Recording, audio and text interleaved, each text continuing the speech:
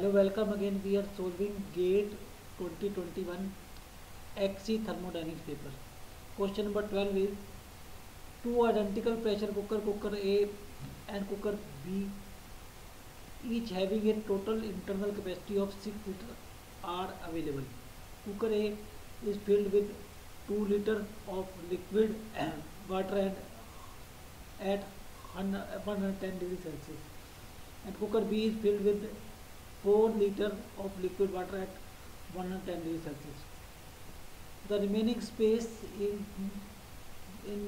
both the cookers is filled with saturated water vapor in equilibrium with liquid water.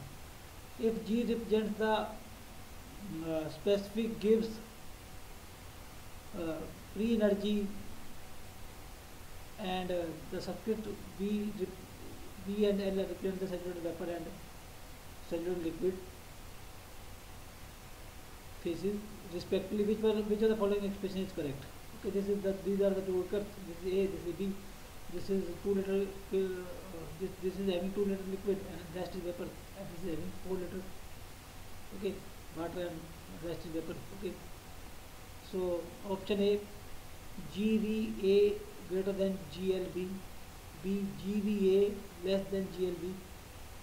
Option C, GVA is equal to GLB. Option D, GLB is equal to GLA. Okay, so at the same temperature and same pressure,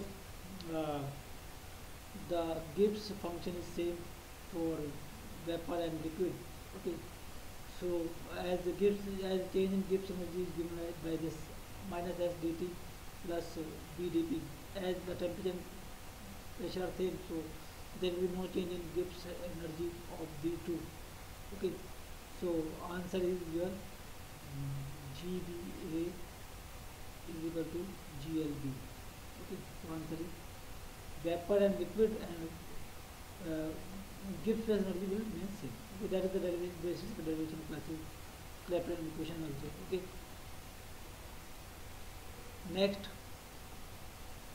for different entropy S, temperature T, diagram representing liquid to vapor phase transition process of a pure substance is a closed system under constant pressure are shown. The diagram which correctly represents the process is, so these are the 4 diagrams: first diagram, second diagram, third diagram, fourth diagram. Okay, so options are A1, B2, C3, D4. So here we can see the temperature of liquid is rising when heat is added, and entropy is also rising. Okay, and when the temperature is constant during the phase change, the entropy is rising, and again the temperature and entropy is rising when heat is added. Okay, so whereas in this process, in this diagram, this is negative, so this cannot happen when heat is added. Okay, so and likewise this cannot happen. These, okay, so answer is your A. Next, air having a mass flow rate of 2 kg per second enters a diffuser at 100 kPa with 30 degrees Celsius with a velocity of 200 meter per second. The exit area of diffuser is 400 centimeter square, while the exit temperature of the air is 45 degrees Celsius. The rate of heat loss from the diffuser to the surrounding is 8 kJ per second.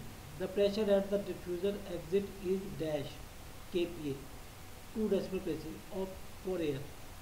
The characteristic gas constant is 287 joule per kilogram per degree Kelvin. The specific heat capacity at constant pressure is 1005 joule per kilogram per degree Kelvin. Assume air to be an ideal gas and the flow in the diffuser is steady. Okay, so we have to calculate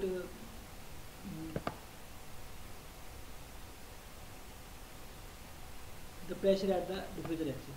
Okay, now the inlet velocity is your 200 meter per second. Okay, and gamma is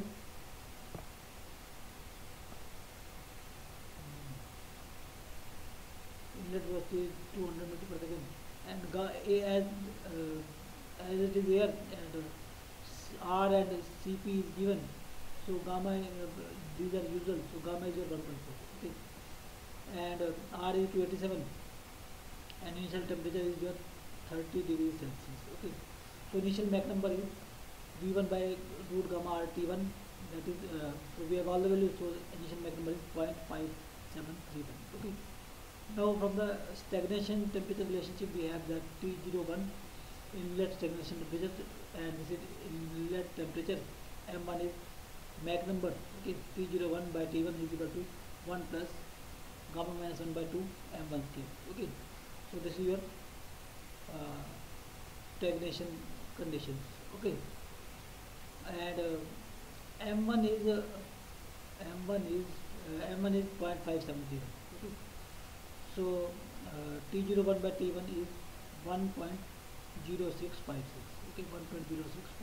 Okay, and T1 is 30 degrees Celsius, or 30 plus 273 is your okay, 30 plus, change it into Kelvin and then find out T01. So T1 is your 303. Okay, so 303 multiplied by 1.06 is 322.9 Kelvin. Okay, this is your inlet stagnation temperature. Okay, now heat loss from the duct is 8 kilojoule. Okay, and due to this heat loss there will be change in stagnation temperature. Okay, so let T02 be the final stagnation temperature. Okay, so this will be your T02 will be your, putting the values, mass is your 2 kg, mass is 2 kg, so MCP temperature difference, so T02 is 318.91. Okay, so this is your stagnation temperature at exit. Okay, now the outlet Mach number from this outlet stagnation temperature, and as outlet temperature is also given, so we can find out outlet stagnation outlet Mach number. So outlet Mach number is T02 by 2 is equal to 1 plus gamma minus 1. Again that is using same relationship for outlet condition. Okay, so we can find out M2. Okay, because now we know T02 and T2, so M2 comes out as 0.12.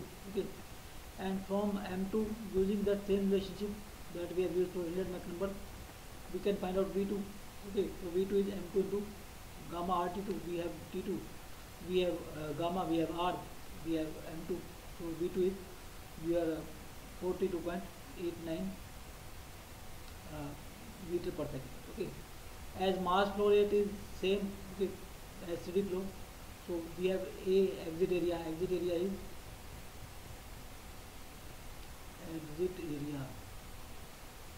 400. Okay, exit area is 400 centimeter square. As mass flow rate is same, okay, converting into meter square, and we can find out rho. Okay, rho is 1.165. Okay, now we have rho using ideal gas equation. Rho is your density. We can find out exit pressure. Density P is your rho RT. So answer will be your 106.324 Pascal, or 106.34 kilopascal. So answer is